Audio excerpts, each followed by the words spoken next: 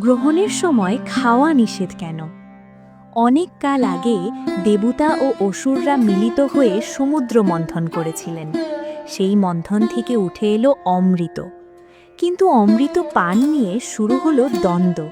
তখন ভগবান বিষ্ণু মোহিনী রূপ ধারণ করে দেবতাদের মধ্যে অমৃত বন্টন করতে লাগলেন। অসুরদের মধ্যে একজন চতুর অসুর নাম রাহু ছদ্মবেশে দেবতাদের সারিতে বসে অমৃত পান করে ফেলল। সূর্যদেব ও চন্দ্রদেব বিষয়টি বুঝতে পেরে ভগবান বিষ্ণুকে জানালেন।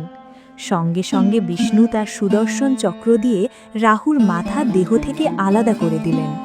কিন্তু অমৃত স্পর্শ করার ফলে রাহুর মাথা অমর হয়ে গেল। সেই থেকে রাহু ক্রোধে সূর্য ও চন্দ্রকে গ্রাস করার চেষ্টা করে। যখনই সে সূর্য বা চন্দ্রকে গ্রাস করে তখনই সূর্যগ্রহণ বা চন্দ্রগ্রহণ ঘটে। কিন্তু তার দেহ না থাকায় কিছুক্ষণ পরই সূর্য চন্দ্র আবার মুক্ত হয়ে যায়।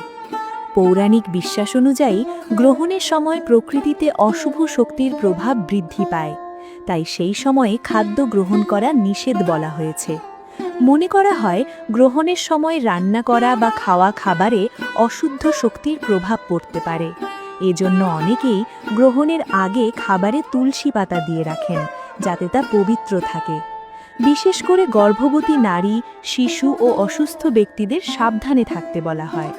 গ্রহণ শেষ হলে স্নান করে তবেই খাদ্য গ্রহণের নিয়ম প্রচলিত আছে।